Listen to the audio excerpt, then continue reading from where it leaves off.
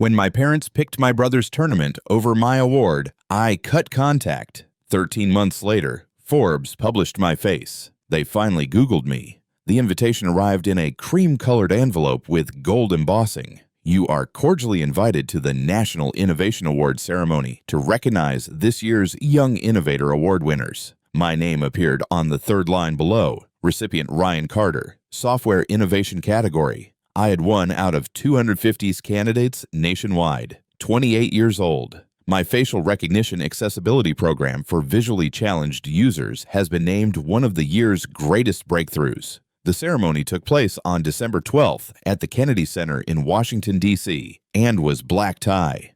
My project would be featured. I would deliver a 5-minute speech. There would be press, industry leaders, and prospective investors. It was the pinnacle of my career. I called my parents that night. "Hey, I got some news." "What's up?" Mom's voice sounded distracted and there was a TV in the background. "I earned an award, National Innovation Awards. It's a huge deal." "Oh, that's great, honey. The ceremony is on December 12th in Washington, D.C. Congratulations. There is a supper thereafter. You and Dad are invited, plus one is permitted. I can get you tickets." Pause. December 12th. "Yes, Saturday night. I understand it's short notice, but I just found out." A longer silence. "Let me check with your father." I heard a muted conversation with Dad's voice in the background. Mom came back. "Sweetie, that's the same weekend as Tyler's basketball tournament." Tyler is my younger brother, a 23-year-old college senior and point guard. "It's just one night," I said. "The tournament lasts whole weekend, right?" "Yes, but this is the championship bracket. He really wants us there. I really want you at my award ceremony." "I understand, but this is essential to Tyler. He's worked extremely hard." I sat there holding the phone. "So, I haven't." "That wasn't what I meant. It's simply that basketball is his entire life right now, and I own this software.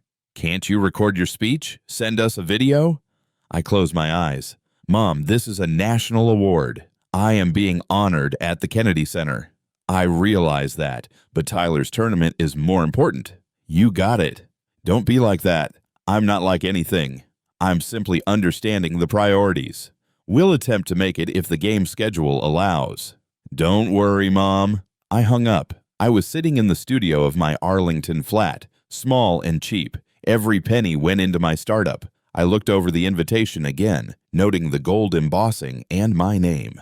Then I looked at a family photo on my bookshelves. Last Christmas, we were all at Tyler's college. We had driven 6 hours to see him play. Mom wore his jersey number. Dad had a foam finger. When Mom shared the photo on Facebook, I was in the back row, half clipped out. It was fine. That was natural. I opened my laptop and wrote an email to the awards committee. The names of the 3 guests are Lauren Kim and Michael Grant. Lauren was my business partner. Michael was my graduate school mentor. Not my parents, nor my brother. People who had personally been there. I pressed send. The next 2 weeks were chaotic. Finalizing my speech, tailoring it, coordinating with Lauren and Michael, booking hotels, and planning flights.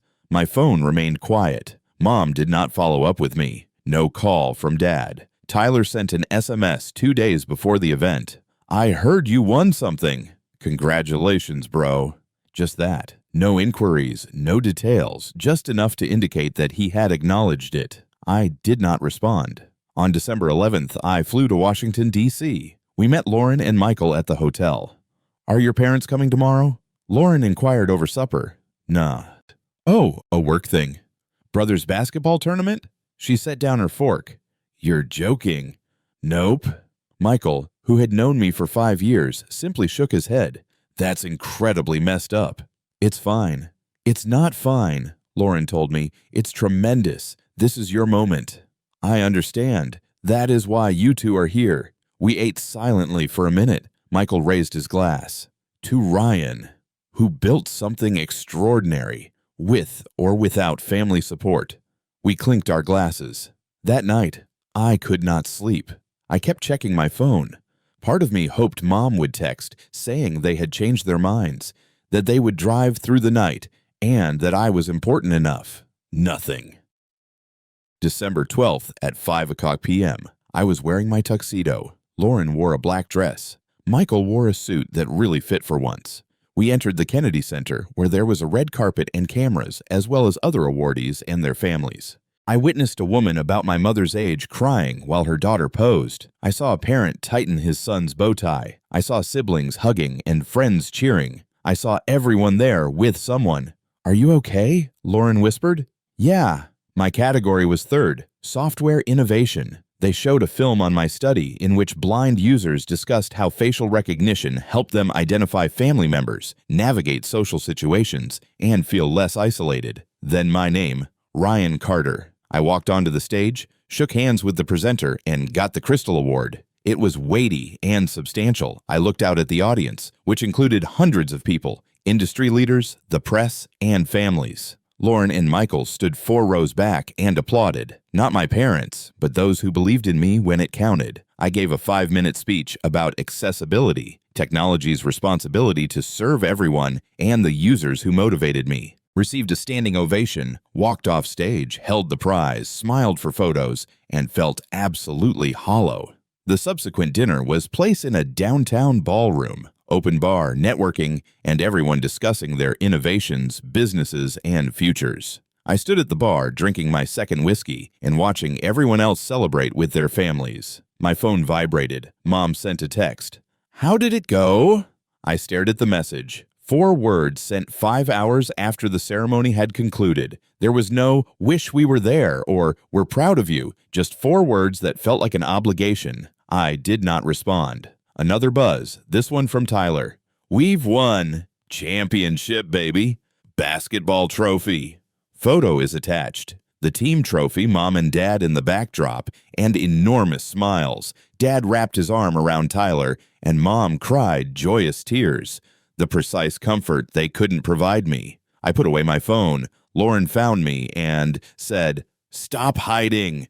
There is a venture capitalist who wants to discuss funding." I am not hiding. You are actually standing in the corner drinking alone. I am networking internally. She dragged me into a group and introduced me. I shook hands, discussed my product, gave out business cards, and pretended everything was normal. That night, back at the motel, I reached a conclusion. I opened my phone and looked at the family group chat. Tyler's championship shot prompted 17 replies of celebration, congrats, and pride. My prize had not been mentioned once. I scrolled up and found the last time I posted something. My software was introduced 3 months ago. Dad responded with "cool" and mom with a heart emoji. Compared to Tyler's basketball update from the same week, 34 responses. Full chats, mom sharing with her friends. I took a screenshot and saved it. Then I did something I had been contemplating for years. I quit the group chat discreetly, without making a statement or causing any commotion. Then I went through my contacts and blocked mom, dad, and Tyler's numbers. Not out of rage, but out of clarity. They had made their choice. December 12th, Kennedy Center National Award. They'd chosen a basketball game, so I chose myself. I opened my email, began a draft to my parents, wrote and deleted 5 variants, and eventually settled on, I received a national award tonight. I delivered a speech at the Kennedy Center. I met investors that trust in my work. It was one of the most enjoyable nights of my life. Tyler had a basketball game, which is why you weren't there. I now understand priorities. My goal is to create a life in which I do not wait for those who do not show up. Do not contact me. I need some room. I need to focus on those who genuinely support me. That is not you. I hope Tyler's team enjoyed their victory. I'm confident it was worth it. Ryan, I read it 3 times before deleting it with my finger hovering over send. Sending it meant that I still wanted their understanding and appreciation. Instead, I just remained silent. There is no explanation or goodbye, only absence. They had taught me that I was optional, so I was opting out. The next morning, I flew home, changed my voicemail, removed social media applications, and configured my email to automatically delete anything from their addresses. Lauren noticed. "Are you okay? You have been quiet." "I am okay. I was just thinking about your family, about how I don't need them to succeed." She watched me. "No contact. No contact.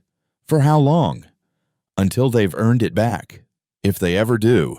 She nodded. "Good. You deserve better." That week, my phone was continuously ringing. Unknown numerals. I didn't respond.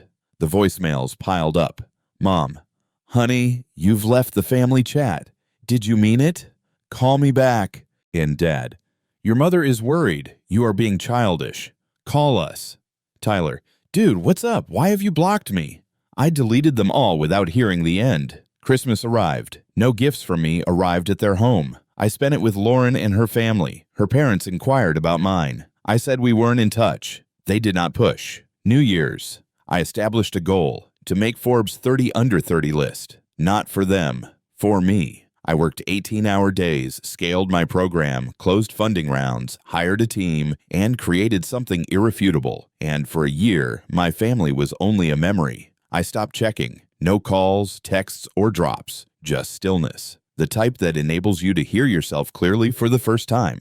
And what I heard was this.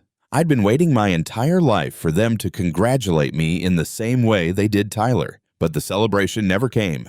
So I stopped waiting and began creating something they could not ignore, even if they had never seen it. The hush lasted exactly 13 months, not because I was counting, but because that was the time it needed to create something undeniable. January began quietly. I relocated to a better apartment with 1 bedroom, natural light, and space for a home office. I paid for it myself. No housewarming party. Only Lauren and I were there to assist unpack, and Michael brought pizza. This is nice, Lauren commented, gazing around. Adult apartments. The studio was getting cramped. Do you mean depressing? That too. My phone remained blocked. Occasionally, I received a voicemail notice from an unfamiliar number. I would remove it without listening. Did not need to. I knew what they'd say, some variation of, "Why are you doing this? Call us back. You're overreacting." Never say, "We're sorry," or "We should have been there." In February, we closed our $1.5 million Series A investment round, led by a VC who had attended the award ceremony, witnessed my speech, and believed in the concept. The tech sites mentioned it briefly, nothing significant, but enough. Facial recognition startup receives financing. Accessibility software increases popularity. I wanted to see if my relatives would notice, if Dad Googled my name, if Mom would set notifications. Nothing. In March, we hired our first 4 employees. A small team, everyone starving. Everyone believed in what we were creating. I worked 12-hour days, sometimes 16, not because I had to, but because I wanted to. Because creating something was more important than focusing on those who didn't. April brought us our first large client, a blind school in Boston. They wanted to test our program. 20 students, real users, real impacts. I flew out to meet them. I witnessed a 16-year-old girl use our app to identify her teacher for the first time without assistance. She cried. I cried. The teacher cried. That night, I almost called my mother. Almost wanted to share it. Didn't, because she demonstrated that she wasn't interested unless it featured a ball and a scoreboard. In May, Michael advised that I apply for Forbes 30 under 30. You are 28. You have time, so why wait? I don't know if I'm Forbes material. You created accessible technology that assists visually impaired persons in identifying faces. You raised over $1 million. You're growing. What else do you need?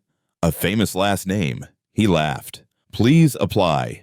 Worst case scenario, you don't make it. In the best case scenario, you show everyone who doubted you incorrect. I applied, filled out the lengthy form, submitted financial documents, wrote essays on innovation, impact, and scalability, attached news clippings, user testimonials, and funding announcements, pushed submit at 2 a.m., and then forgot about it. In June, my firm reached 12,000 users. Lauren hosted a workplace celebration with cupcakes, champagne, and team photographs. I shared one on LinkedIn. Professional. Celebrating a milestone. I tagged the team. My personal social media accounts remained inactive. I removed Facebook, Instagram, and Twitter, as well as any other platforms my family could use to stay in touch without actually communicating. If they wanted to know what I was doing, they would have to inquire. They did not. July brought an unexpected visitor, my cousin Samantha, Mom's niece. We'd been close as children. She arrived at my office unannounced. "Hey, stranger." I looked up from my computer. "Samantha, how did you—" LinkedIn. "Your company's address is public," she said, holding up a coffee. "Peace offering." I allowed her inside. We sat in a small meeting room. "So," she said, "you disappeared." I left a situation that wasn't working. "Your mom's worried." Is she? All right. She's largely puzzled. She doesn't understand what happened. I earned a national award. They skipped it to attend Tyler's basketball game. I decided I didn't want people to treat me as an afterthought. Samantha was quiet. That's fair. Is it? Because obviously I'm the terrible guy for setting boundaries. You aren't the bad guy, but you already know how your family is. Tyler is the star. Always has been. So I'm simply meant to accept that. No. I'm saying I understand why you left. I studied her. Did Mom send you? Oh, God, no.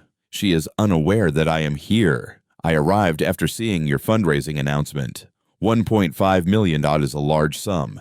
Thanks. Also, I remember what it was like growing up and seeing Tyler get everything, watching you take whatever was left over. I didn't think anyone noticed. I observed. It sucked. And I am sorry I never said anything. We talked for an hour about family, expectations, and what it meant to move away from harmful people, even if they shared your DNA. Before she departed, she hugged me. I am proud of you, what you've built, how you're handling this, all of it. Thanks, Samantha. If you ever want to grab coffee, just us, no family drama, let me know.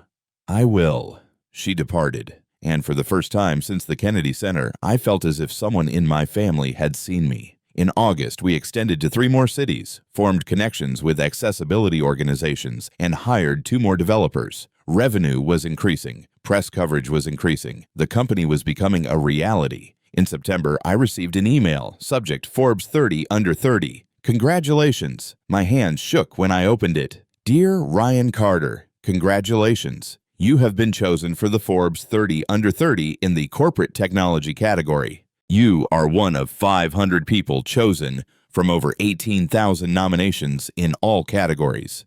The list will be published in our December edition, following an online announcement on November 30th. We'll need new images and a quick interview. Welcome to Forbes 30 under 30 community. Best regards, Forbes editorial team. I sat there and read it 3 times. I made it.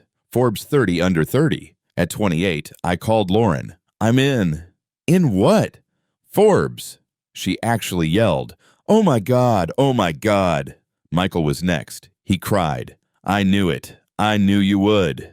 That night, the 3 of us went out to dinner at an upscale restaurant to celebrate. They toasted me, took pictures, and posted about it. I grinned, laughed, felt proud, and didn't think about my family because I had accomplished this without them, despite them. The interview with Forbes was conducted over Zoom. A journalist inquired about my path, inspiration, and problems.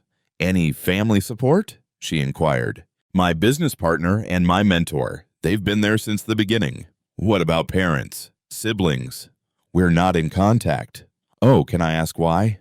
They prioritized my brother's basketball game over my awards ceremony. I decided to prioritize myself. She paused. That's going in the piece. Good. October passed in a haze. More growth, more users, more meetings, and more evidence that I had made the right decision. Forbes sent the advance copy on November 29th. The magazine was scheduled to be released on December 3rd. Online announcement for November 30th at 7 o'clock a.m. Eastern Standard Time. I noticed my photo, full page, next to my company name, age, and achievement. Ryan Carter, 28, is the founder and CEO of Vision AI, which makes facial recognition accessible to the visually challenged. Below is a quote from my interview. Success is not about proving others incorrect. It is about proving yourself correct. I forwarded a copy to Lauren and Michael. They replied within minutes. Lauren tells me, "This is everything. So proud of you." Michael's reaction, framing this, putting it in my office. I went to bed that night knowing that in 7 hours the piece will be live. My family would ultimately find out, perhaps through a friend or Google, but not from me, because I didn't build it for them. I had created it in spite of them, and it made it much sweeter. November 30th, 7:01 a.m. My phone exploded, not from my family, but from everyone else. LinkedIn notifications, text messages from past coworkers, and emails from mentors and former instructors. Saw the Forbes list. Congratulations, knew you'd make it. This is incredible. I grinned as I saw them arrive and spoke to a few of them. Then I received a call from an unknown number. I nearly didn't respond, but curiosity won. "Hello, Ryan. It's Samantha. Have you seen the news?" "What news?" "Your family." "Oh my God, they're losing their minds." "What do you mean?" "Tyler found your Forbes article." My heart has stopped. "How?" "He was at the dentist waiting room. Someone left the magazine, December issue. He was flipping through it and saw your face." I could not talk. "Ryan, you there?" "Yeah, what happened?" "He called your dad from the dentist's office, panicking. I heard it through your mom. He was freaking out." "How did he do this? Like he performed magic?" I began laughing. I couldn't help it. "It's not funny," Samantha replied. "Okay, it's a little funny, but they're spiraling. Your mom's calling everyone asking if they knew. Your dad's Googling you. They found the funding announcement, the company, everything. Good. They want to reach out. I'm still blocked. They'll find a way. Just warning you." "Thanks, Samantha." After I hung up, I sat there thinking. Tyler had accidentally discovered my Forbes piece at a dentist's office and frightened because I'd done something he couldn't understand, something that didn't require their help or presence, something that demonstrated I didn't need them. My phone rang again, another unknown number. This time I knew who it was. And I had a choice. Answer and let them back in, or let it ring and continue living the life I'd built without them. I gazed at my Forbes magazine on the coffee table, thinking about my face, my company, and the accomplishments I had attained without, despite, or beyond them. The telephone stopped ringing. I didn't call back because silence can be more powerful than any discussion. The calls did not stop. Over the next 4 days, I received 40 calls from unknown numbers. I let each one go to voicemail. I listened to exactly 0 of them. On December 3rd, the magazine hit the stands. Samantha gave me photographs of Barnes & Noble, airport newsstands, and grocery store checkout lines. Forbes included my face next to the slogan, 30 under 30. She also supplied screenshots from the family group chat, which I had quit a year earlier. "Mom, did anyone know about this?" Tyler responded, "I literally found out at the dentist." Dad said, "He never mentioned Forbes." Aaron responded, "Maybe because none of you talked to him." "Mom, that isn't fair. He cut us off." Aaron responded, "After you skipped his award for a basketball game." I took a screenshot of that and forwarded it to Samantha. "Your mom's a real one." Samantha, "She waited a year to say that. LOL. The media requests began. Tech blogs were looking for interviews. Podcasts wanted me as a guest. The local news wanted to feature the hometown success story. I conducted 3 interviews. Each time they inquired about my journey. Every time I told the truth. My family chose not to support me, so I built something without them. Clean, factual, no emotion. However, it had an impact. The clips went viral. Forbes 30 under 30. Creator discusses family members that did not believe in him. Tech CEO triumphs despite family preference for brothers basketball over his award. Comment sections have erupted. This is why chosen family matters more than blood. Parents who play favorites deserve to lose their kids. He did not need them to win. That's power. December 5th. My office receptionist buzzed me. "Ryan, there is someone coming to see you. Says she is your mother." My stomach sank. "Tell her I'm not available." I did. "She says she will wait." "Tell her I'm not available today, or tomorrow, or ever."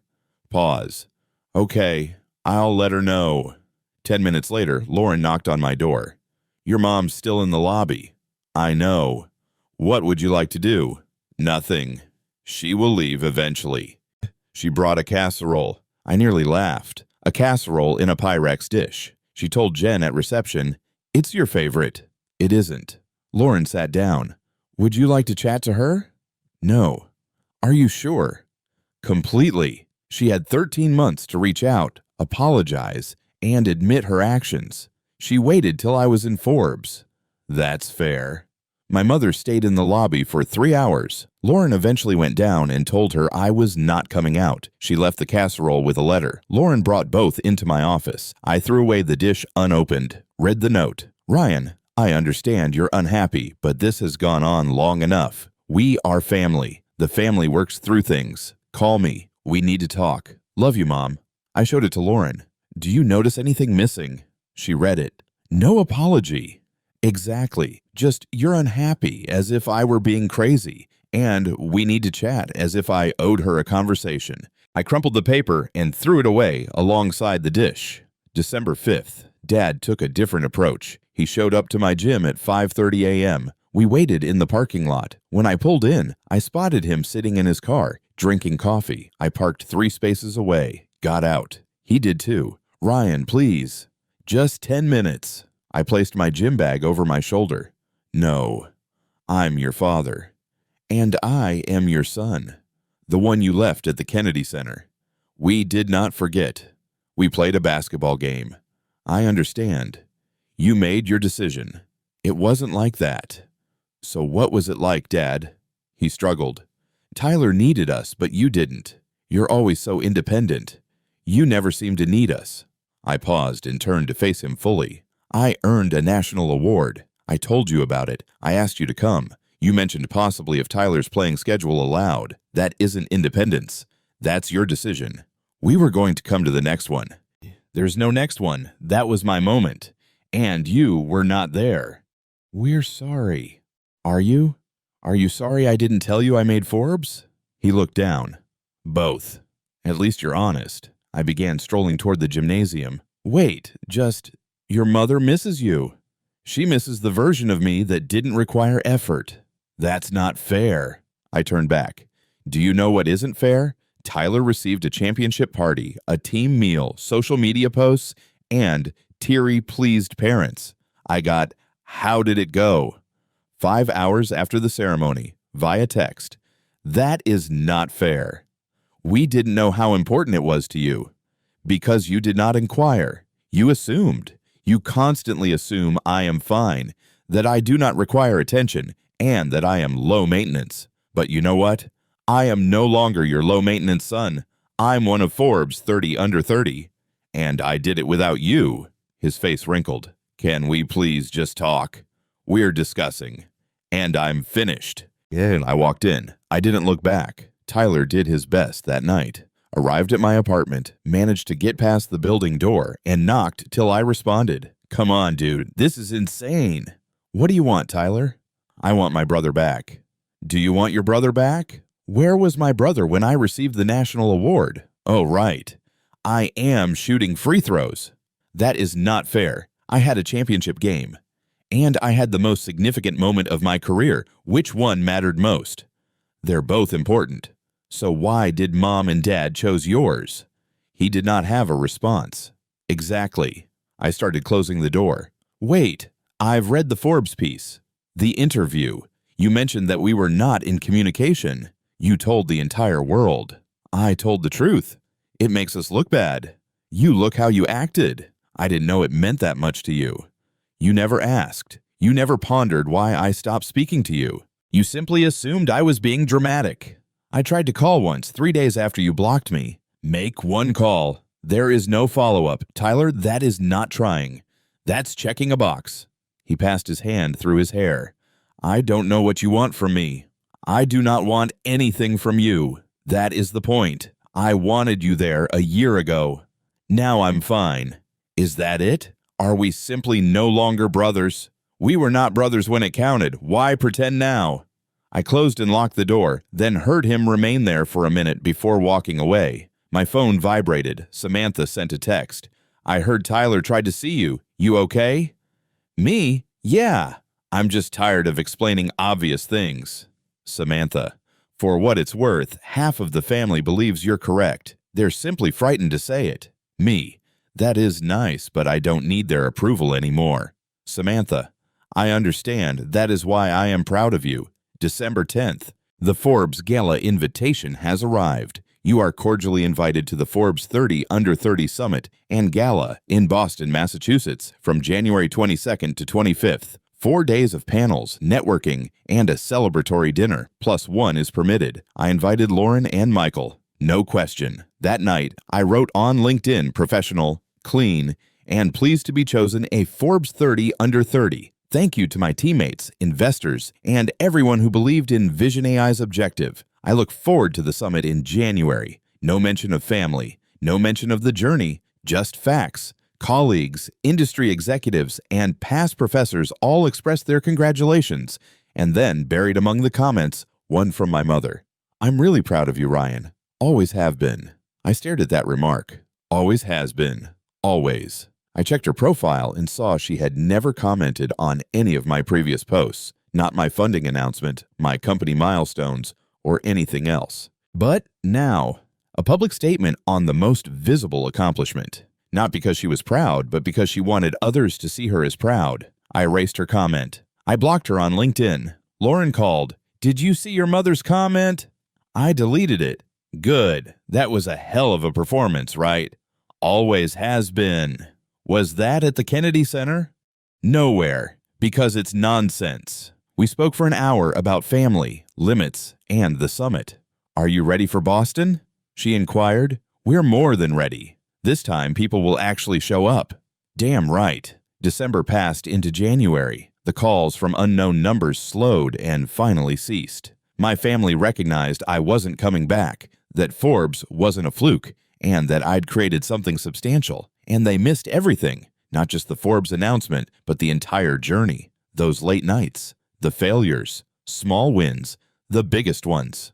All of it, while they were attending basketball games. On January 21st, I flew to Boston. Lauren and Michael greeted me at the motel. "Are you ready for this?"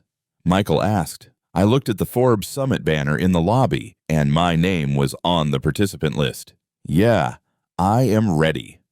"Does your family know you are here?" "I don't know. I don't care." Lauren smiled. "That's growth." The summit featured 4 days of seminars, networking, and celebration for 600 persons under 30 who had created something amazing. I was one of them. On the last night, the gala, I stood on stage with the other enterprise technology winners, all 5 of us holding plaques and smiling for photos. I peered out into the audience and saw Lauren and Michael in the 3rd row, standing and clapping, the individuals who had actually been there. And I didn't worry about my family once because I'd finally learned the most crucial lesson. You can't make people proud if they refuse to see you. But you may create something so undeniable that their blindness is their loss, not yours. That was more than enough. The Forbes Summit concluded on Sunday night. I flew home with Lauren and Michael, watching the city lights blur beneath us. "Different than last year, huh?" Lauren said. I understood what she meant. Last year's win at the Kennedy Center was hollow, with empty seats where my family should have been. This year, the auditorium was filled, and many showed up. "Yeah," I replied. "Very different." February brought what I had been avoiding, an email from my high school principal. "We would love to have you speak at Career Day. Forbes 30 under 30 alumni. Students would become inspired." I stared at the email for 3 days. My high school is 15 minutes from my parents' residence. The same trophy cases that overlooked my academic achievements while praising Tyler's basketball. The same halls where teachers advised me to be more well-rounded. Part of me wanted to decline, retain the distance, and be safe. But another part of me, the part that had built a company from the ground up, wanted to stroll those halls as the person I had become. "Accept it," I urged my new helper Julia. "Schedule it for March." The school announced it on social media. Alumni success story returns. Samantha texted 2 days later, "Your mother is losing her mind. I tried to get tickets. School said students only." "Good. Are you certain you want to do this?"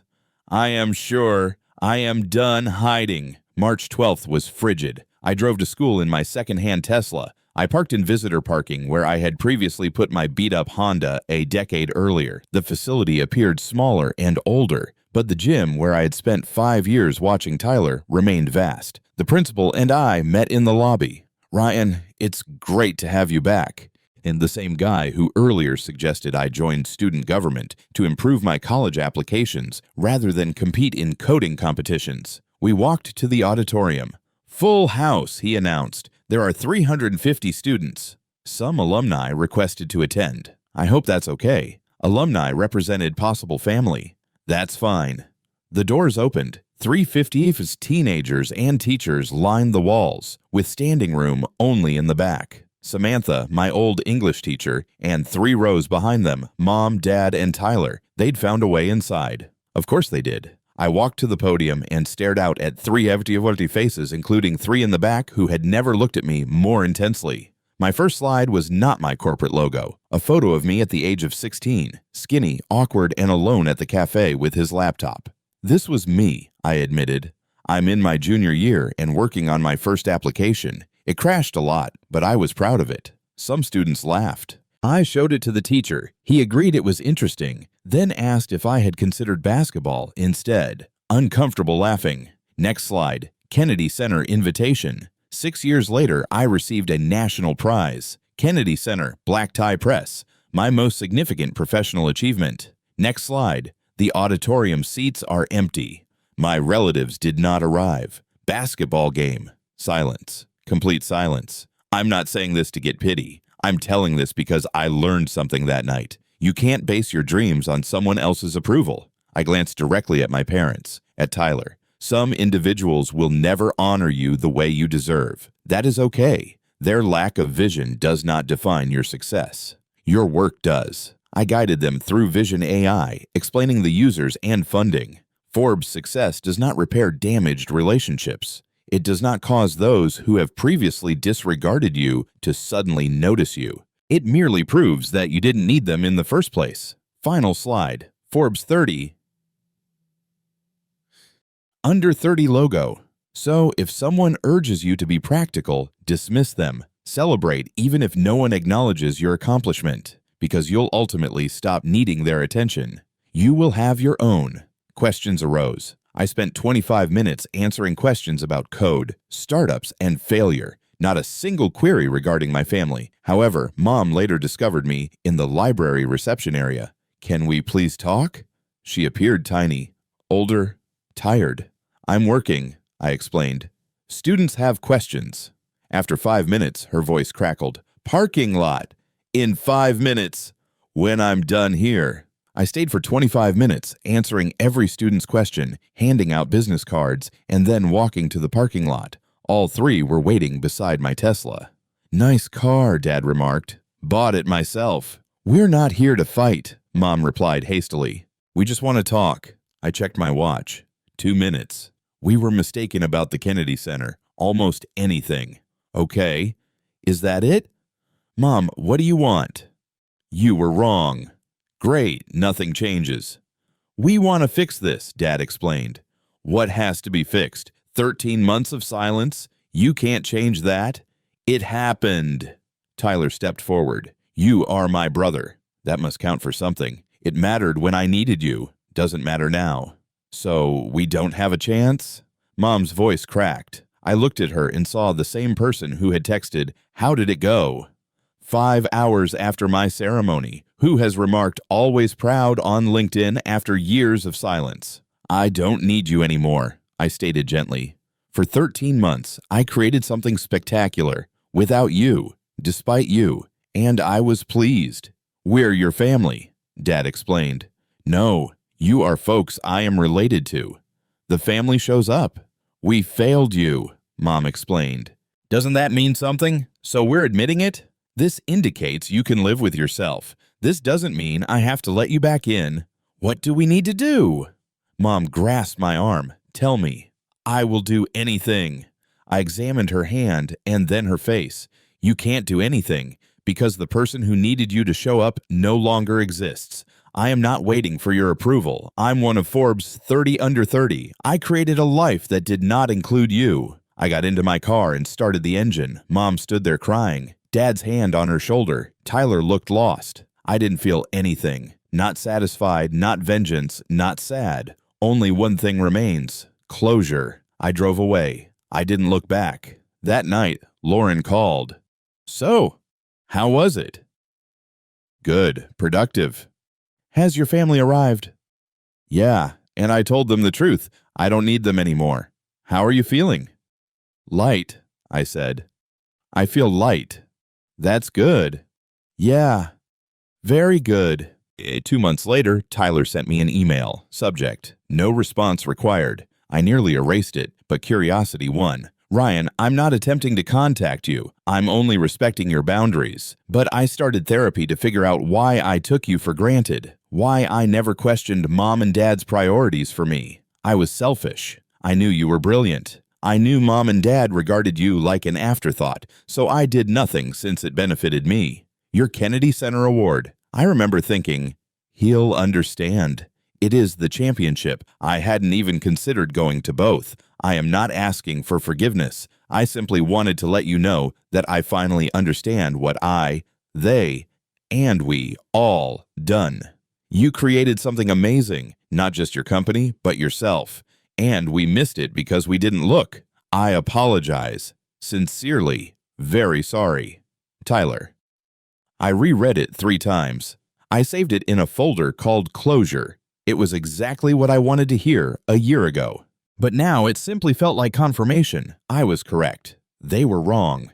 And I had moved on. December brought snow, marking 3 years since the Kennedy Center. I decorated my house, which I had purchased with cash 6 months ago, small tree with nice lights. Christmas morning, I made coffee, sat on my couch, and watched the snow fall. My phone vibrated. Samantha says, "Merry Christmas." Merry Christmas. Are you doing okay? Yeah. Your family seems weird without you. Everyone pretends everything is fine, but it isn't. Not my problem to fix. I understand. I just wanted you to know that you are missed, at least by me. Thank you, Samantha. That means something. We hung up. I opened my laptop and examined the Vision AI metrics, 75,000 users and climbing. There is real influence, real change. That was my family now. Those users, my crew, Lauren, Michael, Samantha, people who turned up, celebrated, and noticed me. I grinned as I looked at my Christmas tree, small, modest, and uniquely because this calm morning, in a house I bought, running a business I founded, living a life I designed, was the gift. Not vengeance, not proving them incorrect, just freedom. Freedom from waiting, from hoping, from needing folks who never met my needs. I had made something better, one border at a time. Take one day at a time, a life in which I was never treated as an afterthought, where I was always the central figure. I turned up for me first. My phone remained on the table, silent and peaceful, and I let it be, because certain silences are not empty. They are filled, full of self-respect, of limits, of recognizing your worth. And I had never been richer. And Mom showed up with a tape measure to move me out of my own room. For my brother's future nursery. What my stepdad did next split the whole family. I, a 31-year-old male, purchased my home 3 years ago after pushing myself into the ground to save every penny. It's a simple 3-bedroom colonial in a peaceful neighborhood, but it's mine. My retreat is the master bedroom. I've set up half of it as my home office because I work remotely as a software engineer, and the NSU bathroom was a significant selling point when I was looking for a house. Logan, my younger brother, is 26 years old and married Chloe, 25, last month. They're lovely kids who have been together since college, and I was truly delighted to be his best man. They've been living in a tight studio apartment downtown while Chloe completes her nursing degree, and their lease expires this month. My mother, Linda, 56, called me 2 weeks ago with what she termed as excellent news. She informed me, without asking, that Logan and Chloe would be temporarily living with me while they saved for their own place. When I expressed amazement, she quickly dismissed my concerns. I've already thought everything through, she told me. They'll take the master bedroom, since married couples need their privacy and proper space. You'll move into the guest room. It's perfectly adequate for a single man. The 3rd bedroom will be their storage and future nursery when the time comes. I literally laughed, believing she was joking. She was not. Adam, this is what families do. Your brother needs help, and you have the space. Don't be selfish.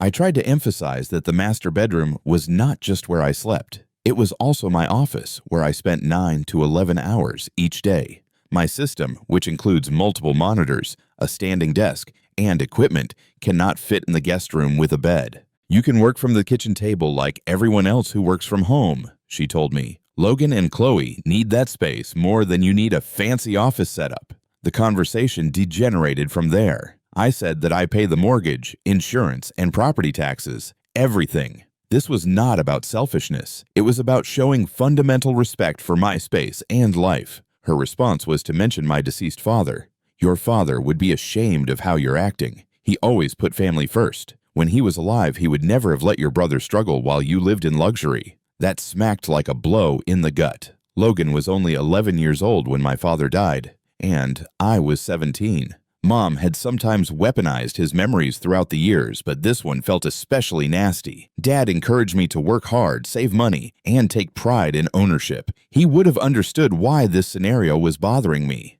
Logan contacted me that evening, and I heard Chloe in the background. "Look, Adam," he continued, sounding uneasy. "I told Mom we'd be fine in the guest room. Hell, we'd be grateful for the guest room, but she's insisting it wouldn't be appropriate for a married couple." "What do you think?" I asked simply. There was a pause. "Honestly, I think this is weird as hell." Chloe's mortified. "We were actually looking at another apartment, but Mom said we'd be stupid to pay rent when you have space. She made it sound like you'd already agreed to everything." This is when things get more tricky. My mother married Michael, a 58-year-old man, 3 years ago. He's a great guy who owns a construction firm and is quiet and considerate. He has never sought to be a father figure or interfere with family dynamics. He was in Seattle on business at the time Mom was presenting this entire plan. Mom called yesterday to tell me that she, Michael, Logan, and Chloe would be coming over this weekend to assist me move into the guest room. Exactly what she said. Michael agrees this is the best solution for everyone. We'll make it as painless as possible. But here's what's fascinating. About an hour after that call, I received a text from Michael. "Adam, we need to talk. Man to man, something's not right here, and I'd like to understand the full situation before this weekend. Can you meet me for coffee tomorrow morning?" I agreed to meet him, but I am unsure what to anticipate. Michael has always been polite yet distant, which I appreciate. I didn't need or desire a replacement father, but this text shows he may see things differently than my mother did. The frustration goes beyond the bedroom issue. It's about a pattern that I'm only now fully understanding. Logan graduated from high school, and Mom gave him a great party. Logan had a baseball game, so she missed to come to my college graduation, which was the first in our family. When I was promoted to senior developer, she inquired whether my company was hiring because Logan wanted a better job. When I bought this house, her first reaction was that Logan would love to live somewhere like this one day. I don't resent my brother. None of it is his fault. If anything, I believe Mom's relentless protection has held him back. He's capable and intelligent, but she's constantly stepping in to solve his problems before he can sort things out for himself. The bedroom stuff feels like the pinnacle of this dynamic. Even in my own home, my accomplishment, my space, Logan's wants take precedence over mine. Being married appears to make him more deserving of comfort than me. The actual homeowner, my pals think I'm being a doormat by even considering letting them move in. My cousin, Mom's niece, says I'm overly dramatic. It's just a room, and I should stop being so materialistic. My grandmother, Dad's mother, called me yesterday after Mom informed her of the issue, and her response was different. "Your mother's heart is in the right place, but she's wrong. Stand your ground, Adam. Your dad would be proud." Part of me wonders whether I should just give in and keep the peace. It would probably only last a few months. And is my pride truly worth causing a schism in my family? But another part of me, the one that sounds like my father's voice, suggests that this is about more than a bedroom. It's about determining whether I'm an equal adult in this family, or if I'll always be the older brother who must make sacrifices for the golden child. Michael and I are meeting tomorrow morning. I'm not sure what he wants to talk about, but I'm hopeful he can assist me resolve this dilemma. Perhaps he'll try to force me to comply. I honestly don't know him well enough to foresee what will happen. Is it terrible that I do not want to give up my master bedroom in my own house? Should family obligations supersede personal boundaries? What will I do if Michael sides with my mother? Update 1. We'll meet with Michael the next day. Michael and I met at 8 o'clock a.m.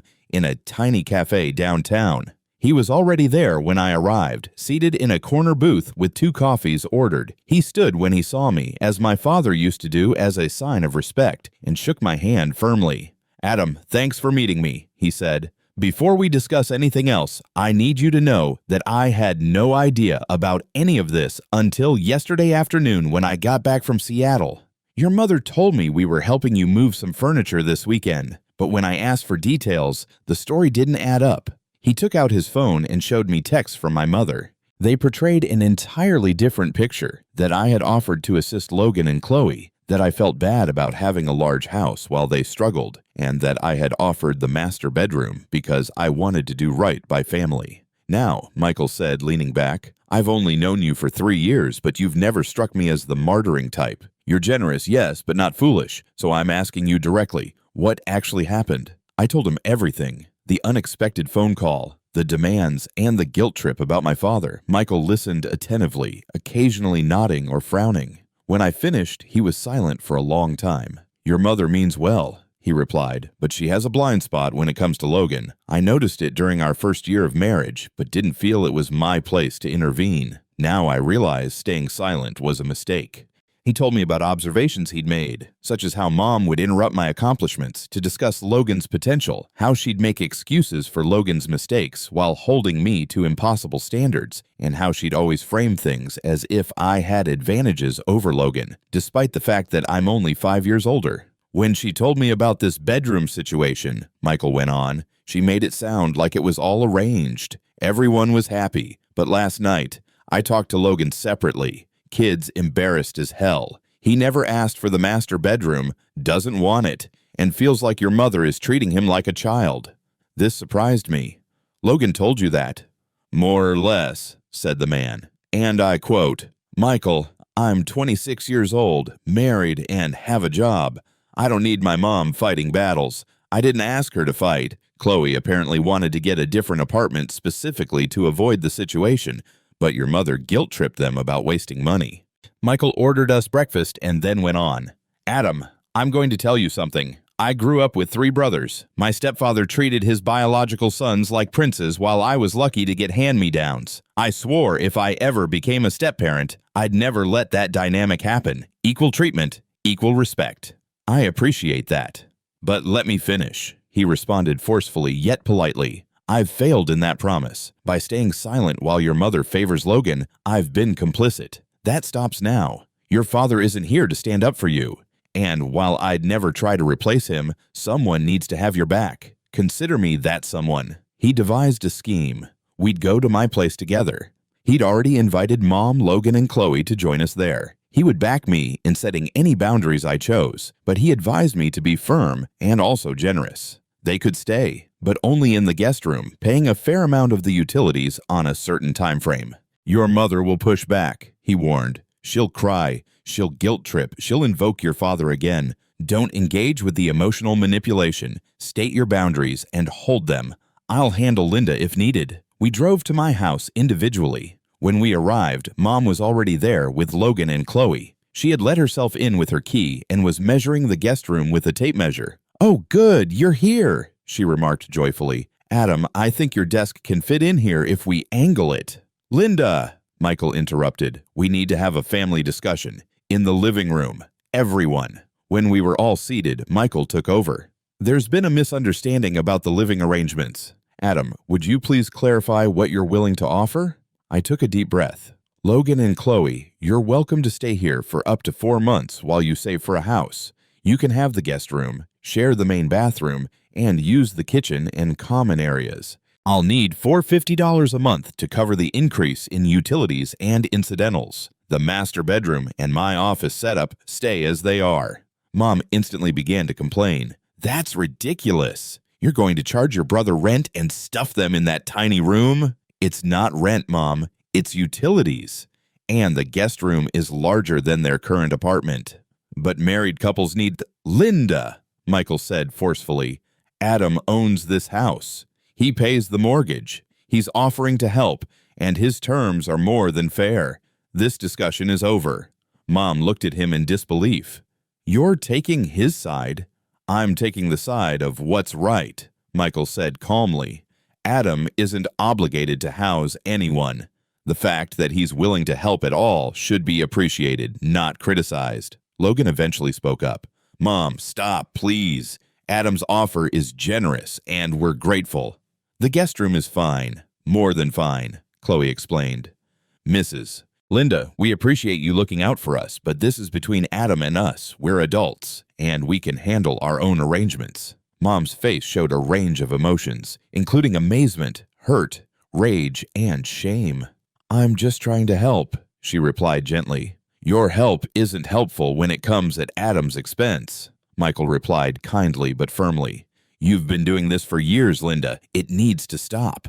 There was an awkward silence. Mom then grabbed her purse and departed without saying anything more. Logan and Chloe apologized sincerely, assured me that they were satisfied with the guest room, and pledged to be excellent house guests. They departed shortly afterward to begin packing. Michael remained behind. "You did good," he said.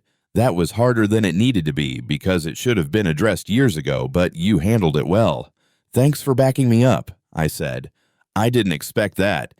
"Adam, can I share something?" he asked as he sat down on my couch. "Your mother talks about your father a lot. From what I've gathered, he was a good man who worked hard and loved his family, but she's created this mythology around him that she uses to justify her behavior. The man she describes, who would want you to sacrifice everything for Logan, doesn't match the father who taught you to work hard and earn your own way." He was correct, and hearing someone else agree was reassuring. "I'm not trying to be your father," Michael added, "but I am your stepfather, and that means something to me. It means having your back when you need it. Your mother will come around, but it might take time. Don't cave in the meantime." Update 2. Logan and Chloe finally moved in last weekend after 2 weeks. They kept their word and were terrific house guests. They do grocery shopping, do their own dishes, and are quiet and considerate. Chloe even reorganized my disorganized pantry as a thank you gesture. The $450 for utilities was paid beforehand, without my asking. Mom refused to assist the move and has ignored me since the fight. She isn't actively antagonistic, just absent. She did not call for our regular Sunday check-in. She did not text me the recipe I requested for. It hurts, but I'm standing firm. Michael, on the other hand, has become increasingly present. He invited me for lunch twice this week, just the two of us. The first time we discussed work and sports, we were careful to ignore the elephant in the room. He brought it up again. "Your mother is struggling," he remarked simply. "She's realizing that her way of showing love to Logan has actually been harmful to both of you. To him because it stunted his independence, and to you because it made you feel less valued." Has she said that? Not in so many words, but she's been reading articles about favoritism in families. I saw her browser history. She's not subtle. She's also been looking at photo albums from when you boys were young. I think she's seeing patterns she didn't want to see before. He then told me something that clarified a lot. "Did you know that after your father died, your mother went to therapy for about 6 months? The therapist told her that Logan might struggle more with the loss because he was so young and that she should pay special attention to his emotional needs. I think she took that advice and ran too far with it, turning pay attention into prioritize above everything else. This was new to me. Mom hadn't mentioned therapy. She also told me," Michael went on, "that you stepped up so much after your father died, took on responsibilities, helped with Logan, never complained. She said she leaned on you heavily, maybe too heavily for a 17-year-old. I think part of her favoritism toward Logan stems from guilt about parentifying you. That was unexpectedly challenging. I remember cooking Logan's school lunches, assisting with schoolwork, and attending his Little League games when Mom had to work late. I believed I was being a decent brother. I had no idea Mom would have considered it a burden I shouldn't have carried." "That doesn't excuse her behavior," Michael clarified swiftly, "but it might help you understand it. Yesterday, something interesting occurred. Logan asked if we could speak quietly. We sat on my back porch with beers, and he seemed unusually serious. "Adam, I owe you an apology," he said. "Not just for this situation, but for everything. 4 years of everything." I attempted to dismiss it, but he persisted. "No, listen, I've been thinking a lot since this whole bedroom thing happened. Mom's always fought my battles, made excuses for me, cleared the path ahead of me, and I let her because it was easy. But it wasn't fair to you." He told me about things I had forgotten or even blocked out. Mom would take money from my education fund to pay for his car repairs. There were times when his little victories eclipsed my family's appreciation of my achievements. He knew Mom was being unjust, but he didn't say anything because it benefited him. "I'm not a kid anymore," he explained. "I'm married. I have a job. I'm about to buy a house. It's time I stood on my own feet and stopped letting Mom treat me like a baby. And you like the help. You're not responsible for how Mom acts," I told him. "No, but I'm responsible for how I respond to it. And I've responded by taking advantage. Even if I didn't mean to, that stops now." He next shared a surprise with me. "Michael has been talking to me too, about being a man, about independence, about fair family dynamics. He said something that stuck. Your brother's success doesn't diminish yours, and your needs don't matter more than his. He's right. We're not in competition, and Mom needs to stop acting like we are." Update 3. 1 month later, the transformation has been amazing. Last week, Mom broke her silence by calling to ask if we could all eat supper together. Michael later informed me that she had resumed consulting with a therapist, this time focusing on her parenting practices and grief processing. The supper was held at my residence. Mom brought dessert, my favorite, not Logan's, which, while modest, felt substantial. After we had eaten, she asked if we could talk.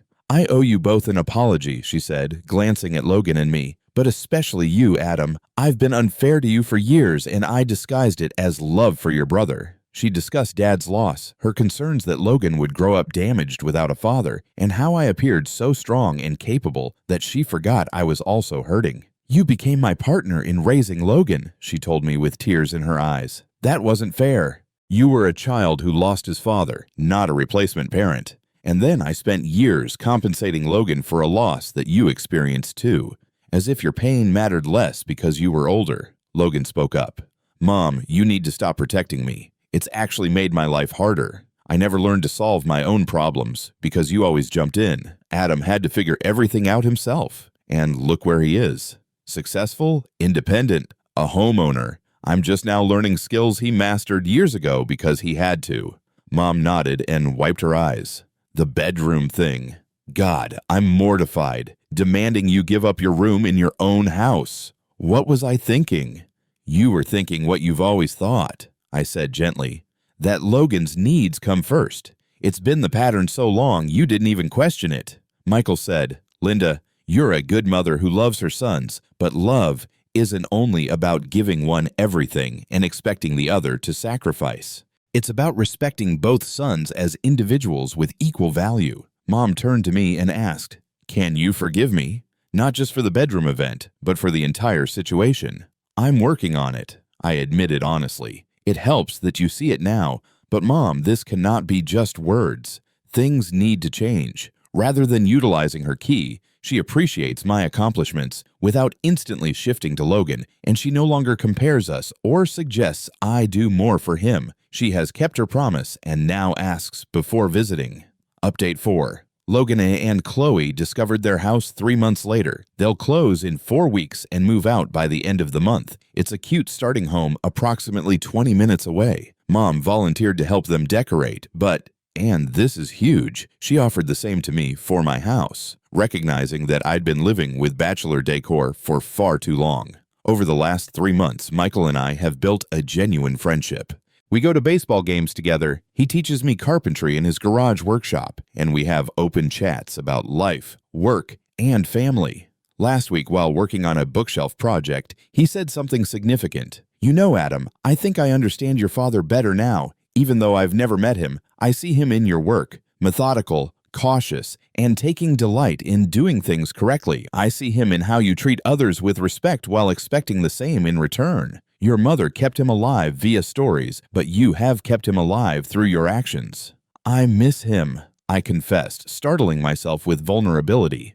"Of course you do. You always will. But Adam, I want you to know that I am not attempting to replace Dad. I'm simply trying to be another person in your corner. Everyone deserves to have someone in their corner." He then told his personal tale of losing his father at a young age and how his stepfather regarded him as inferior to his biological boys, saying, "I promised myself I'd never repeat that cycle. Biology does not determine worth. You and Logan are my stepsons, and I am proud of both of you." The big test came last weekend when my cousin got engaged and the family gathered to celebrate. Previously, Mom would dominate the conversation with Logan's successes while scarcely mentioning me, but this time was different. When my aunt asked what was new with the boys, Mom shared equally. Logan's upcoming house closing and my recent promotion to team lead. When my grandmother complimented my house, Mom didn't immediately mention how Logan's would be nicer. When my uncle made a joke about me being the responsible one, Mom didn't laugh along. She said both of her sons were responsible in different ways. Small, yet important adjustments.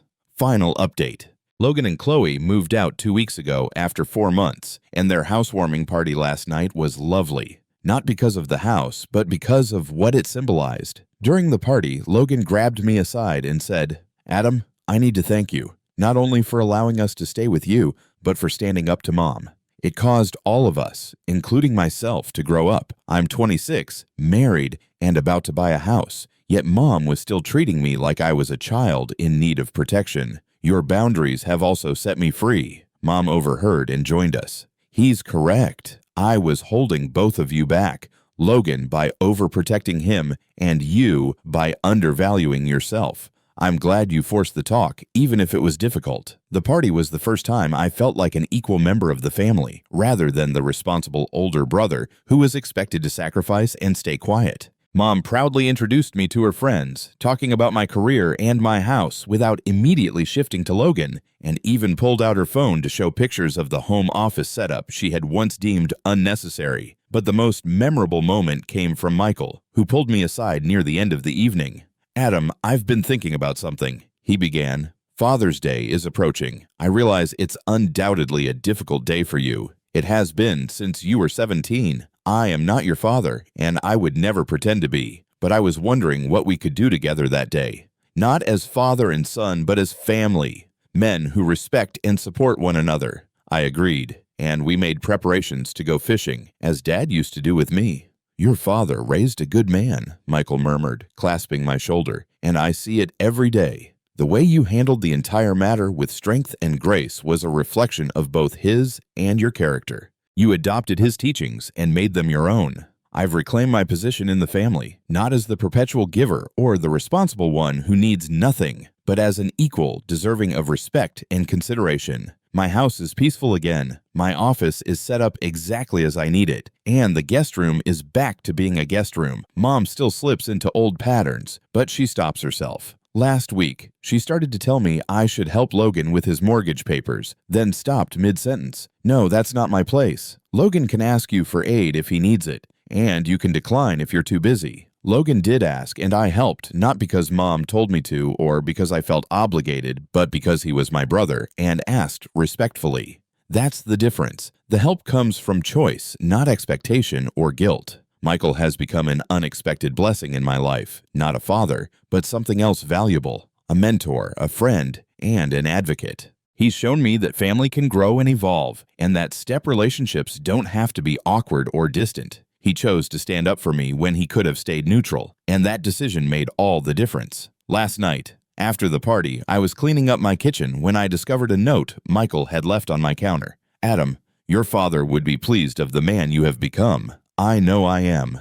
Mike." I saved the note, and it now rests in my office next to a photo of Dad and me from when I was 16, just a year before he died. 2 different men, 2 different relationships, but both are part of my life. The master bedroom crisis, as dramatic as it appeared at the time, was actually a gift. It forced our family to confront years of unhealthy dynamics, revealing that Mom's grief had morphed into favoritism. Logan was ready to be independent, but hadn't been allowed to be, and I deserved equal consideration in my own family. Most importantly, it taught me that standing up for yourself is not selfish, but rather necessary, that boundaries are guidelines for healthy relationships, and that sometimes the most loving thing you can do for your family is to refuse to allow dysfunctional patterns to continue. My home is mine, my space is respected, my accomplishments are honored, and my needs are important. These should not be revolutionary ideas, but they were for me, and it required a stepfather's courage to show me that I deserved nothing less.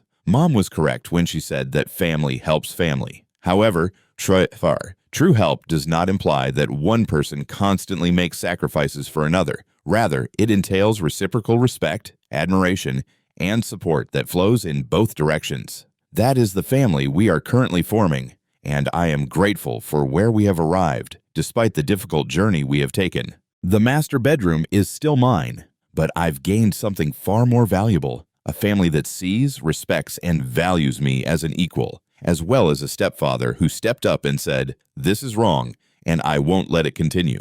Sometimes the best families are the ones that grow through disagreement, learn from mistakes, and choose to do better. What was We're not perfect, but we're trying, and that's enough.